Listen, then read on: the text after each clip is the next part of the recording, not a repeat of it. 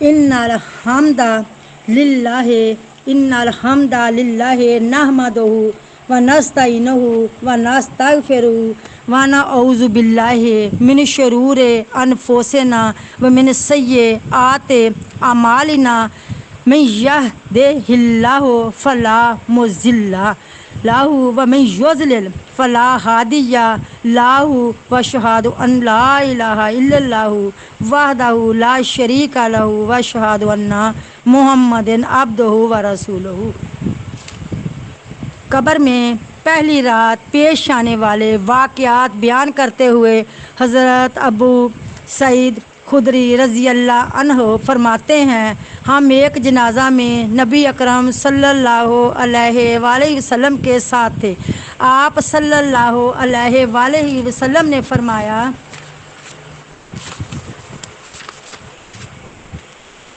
اے لوگوں، اس امت کے لوگوں میں آزمائے جائیں گے جب کسی بندے کو دفنایا جاتا ہے تو اس کے ساتھ اس کو قبر میں چھوڑ کر واپس آ جاتے ہیں۔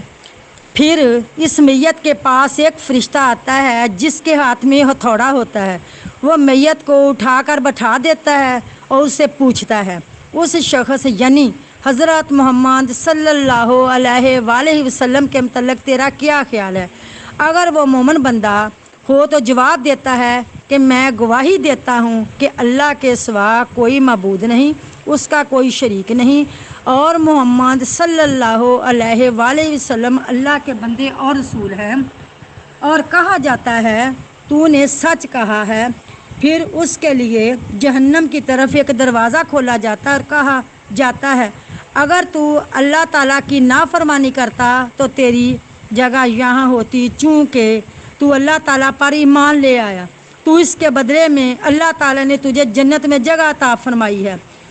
پھر اس کے لیے جنت کی طرف ایک دروازہ کھول دیا جاتا ہے، وہ بندہ اس کی طرف جانا چاہتا، اسے کہا جاتا ہے ابھی یہیں ٹھہر جاؤ، اور پھر اس کی قبر کو فراغ کر دیا جاتا ہے۔ جب کافر یا منافق بندے سے پوچھا جاتا ہے کہ تو اس شخص یعنی حضرت محمد صلی اللہ علیہ وآلہ وسلم کے متعلق کیا کہتا تھا، وہ جواب دیتا ہے مجھے علم نہیں، میں نے لوگوں کے ایک بات کہتے ہوئے سنا تھا، پس میں نے بھی وہ بات کہہ دی۔ چنانچہ اسے کہا جاتا ہے تو نے سمجھا نہ قرآن پڑھا اور نہ ہی ہدایت پائی۔ پھر اس کے لیے جنت کی طرف ایک دروازہ کھولا جاتا ہے اور اسے کہا جاتا ہے اگر تو اللہ تعالیٰ پر ایمان لے آتا تو تیری جگہ یہ ہوتی، چونکہ تو نے اللہ تعالیٰ کی نافرمانی کی اور اس کے بدلے میں اللہ تعالیٰ نے تجھے جہنم میں جگہ عنایت کی ہے۔ پھر اس کے لیے جہنم کی طرف ایک دروازہ کھولا جاتا ہے اور فرشتہ اسے لوہے کے ہتھوڑے سے ضرب لگاتا ہے، جس کی درد سے میت چیخ اٹھتی ہے، اس کی آواز جن و انسان کے علاوہ ساری مخلوق سنتی ہے۔ رسول اللہ صلی اللہ علیہ وآلہ وسلم کے ساتھیوں میں سے ایک صحابی رضی اللہ عنہ فرماتے ہیں، ہم میں سے ہر ایک کی یہ حالت ہے کہ اگر فرشتہ اپنے ہاتھ میں لوہے کا ہتھوڑا لے کر اس کے سر پر کھڑا ہو جائے تو وہ بندہ خوف اور دہشت ہی سے بے ہوش ہو جائے۔ نبی اکرم صلی اللہ علیہ وآلہ وسلم فرماتے ہیں، ایمان والو، اللہ تعالیٰ دنیا کی زندگی میں اور آخرت میں بھی پکی بات کے ساتھ ثابت قدم رکھتا ہے، ہاں ناانصاف لوگوں کو اللہ بہکا دیتا ہے۔ قبر کی پہلی رات رونما ہونے والے مزید واقعات بیان کرتے ہوئے سیدنا ابو ہریرہ رضی اللہ عنہ فرماتے ہیں کہ میں نے اللہ کے رسول صلی اللہ علیہ وآلہ وسلم کو یہ فرماتے ہوئے سنا، جب میت قبر میں رکھی جاتی ہے تو جو آدمی نیک ہوتا ہے اسے قبر میں بٹھایا جاتا ہے، اس پر کوئی گھبراہٹ نہیں ہوتی، نہ ہی وہ خوف زدہ ہوتا ہے۔ اس سے پوچھا جاتا ہے تو کس دین پر تھا؟ وہ جواب دیتا ہے میں دین اسلام پر تھا۔ پھر پوچھا جاتا ہے اس شخص کے بارے میں تو کیا کہتا ہے؟ وہ جواب دیتا ہے یہ اللہ کے رسول محمد صلی اللہ علیہ وآلہ وسلم ہیں جو ہمارے پاس اللہ کی طرف سے دلیلیں اور کھلی نشانیاں لے کر آئے، ہم نے ان کی تصدیق کی۔ پھر اس میت سے پوچھا جاتا ہے کیا تو نے اللہ تعالیٰ کو دیکھا ہے؟ وہ جواب دیتا ہے بھلا اللہ کو کون دیکھ سکتا ہے؟ پھر اس کے لیے دوزخ کی طرف ایک کھڑکی کھولی جاتی ہے، وہ اس میں سے نظارہ کرتا ہے کہ جہنم کی آگ ایک دوسرے کو کھا رہی ہوتی ہے۔ اسے کہا جاتا ہے دیکھ یہ ہے جہنم، اللہ نے تجھے اس سے بچا لیا۔ پھر جنت کی طرف سے ایک دریچہ کھولا جاتا ہے، وہ وہاں کی تازگی اور لطافت کو دیکھتا ہے۔ اس سے کہا جاتا ہے یہی تیرا ٹھکانہ ہے، تو دنیا میں یقین پر تھا، اسی پر مرا، اور اگر اللہ نے چاہا تو روز حشر اسی پر اٹھے گا۔ جب گناہ گار آدمی کو قبر میں بٹھایا جاتا ہے تو بہت گھبرایا ہوا اور خوف زدہ ہوتا ہے۔ اسے پوچھا جاتا ہے تو کس دین پر تھا؟ وہ جواب دیتا ہے مجھے علم نہیں۔ پھر پوچھا جاتا ہے اس شخص کے بارے میں تو کیا کہتا تھا؟ وہ جواب دیتا ہے میں نے لوگوں کو جو کچھ کہتے سنا، وہ کچھ بھی کہتا رہا۔ چنانچہ جنت کی طرف ایک کھڑکی کھولی جاتی ہے، وہ جنت کی رونقیں اور اس کی دوسری نعمتیں دیکھتا ہے، تو اسے بتایا جاتا ہے دیکھ یہ ہے جنت جس سے اللہ نے مجھے محروم کر دیا۔ پھر اس کے لیے جہنم کی طرف ایک سوراخ کر دیا جاتا ہے، وہ اس میں سے جھانکتا ہے کہ جہنم کی آگ ایک دوسرے کو کھا رہی ہوتی ہے۔ اسے کہا جاتا ہے یہ تیری قیام گاہ ہے، تو نے شک پر زندگی گزاری، اسی پر مرا اور انشاءاللہ اسی پر اٹھے گا۔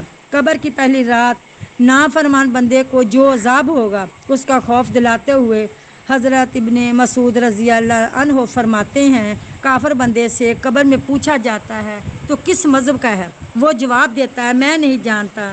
اسے 3 مرتبہ کہا جاتا ہے تو نے عقل و فہم سے کام نہیں لیا۔ پھر اس بار اس کی قبر اتنی تنگ کر دی جاتی ہے کہ اس کی ایک طرف کی پسلیاں دوسری طرف پیوست ہو جاتی ہیں اور اسی قبر میں سانپ چھوڑ دیے جاتے ہیں جو اسے ڈستے اور کھانے لگتے ہیں۔ پس وہ چیخنا چلانا شروع کر دیتا ہے، اسے آگ اور لوہے کی لاش سے کاٹا جاتا ہے اور اسے ایسی مار ماری جاتی ہے جس سے اس کی قبر میں آگ کے شعلے بھڑک اٹھتے ہیں۔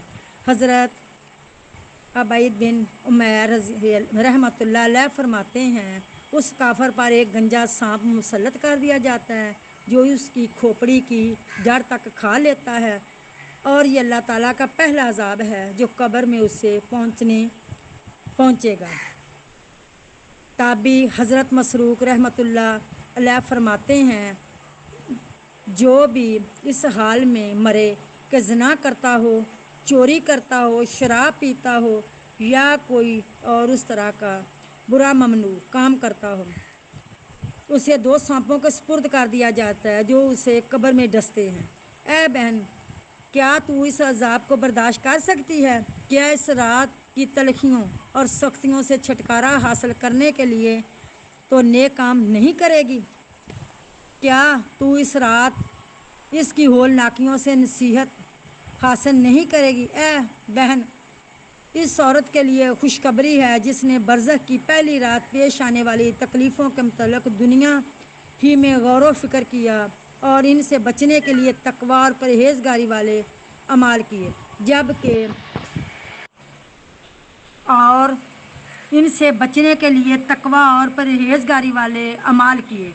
جبکہ اس عورت کے لیے سخت افسوس اور ہلاکت ہے جس نے عالم برزخ کی پہلی رات پیش آنے والے واقعات کا علم ہونے کے باوجود غفلت والی زندگی بسر کی اور اسی غفلت کی حالت میں اس کو موت آ گئی۔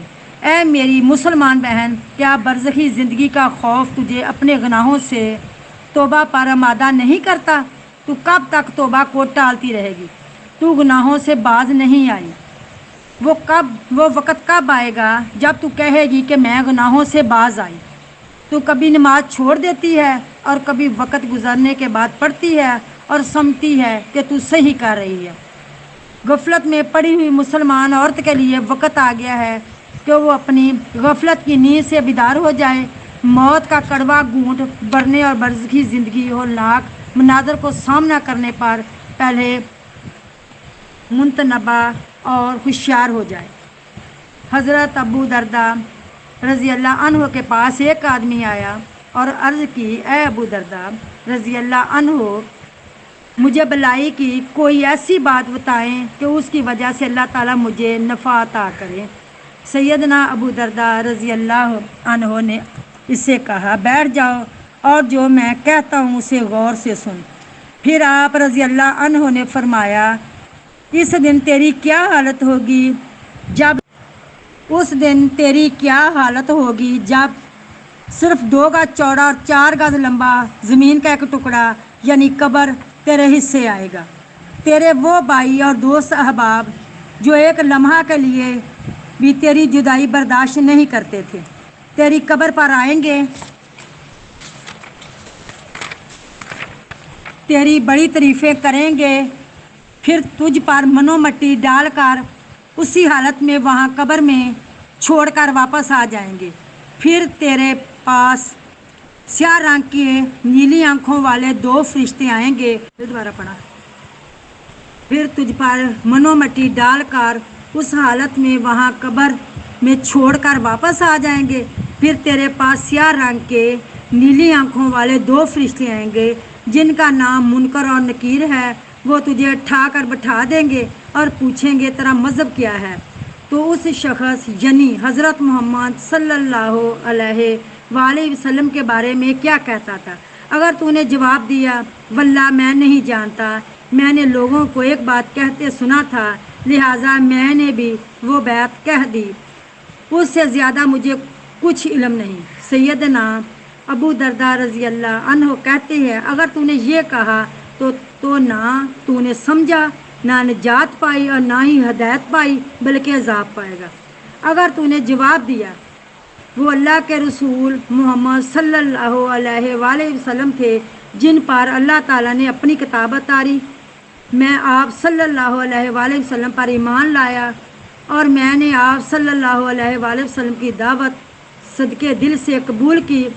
حضرت سیدنا ابو درداء رضی اللہ عنہ کہتے ہیں تب تو نے نجات اور ہدایت حاصل کر لی۔